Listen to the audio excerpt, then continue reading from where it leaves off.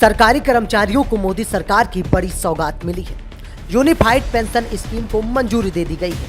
आइए समझते हैं कि क्या है यूपीसीए। नई पेंशन स्कीम में सुधार की लगातार मांग उठ रही थी।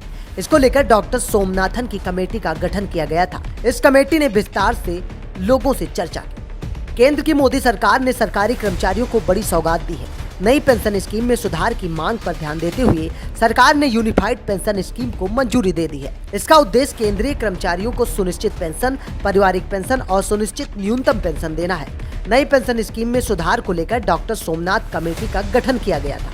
इस कमेटी ने विस्तार चर्चा के बाद रिपोर्ट पेश की।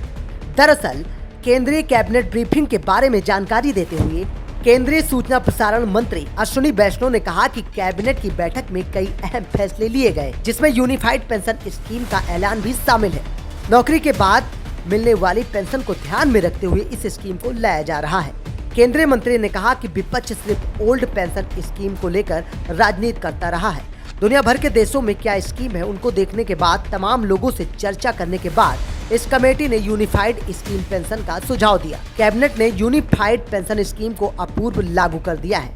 कर्मचारियों की तरह से एश्योर्ड अमाउंट की मांग भी की जा रही थी। उन्होंने कहा, पेंशनधारियों को 50% एश्योर्ड पेंशन दी जाएगी। रिटायरमेंट के पहले के 12 महीने का एवरेज बेसिक पे का 50% होगा।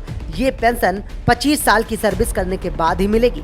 एनपीएस की जगह अब सरकार यूनिफाइड पेंशन स्कीम यानी यूपीसीए ला रही है। सरकार ने ओपीएस की कार्ड भी निकाल ली है। देखते रहिए पारदर्शी विकास न्यूज।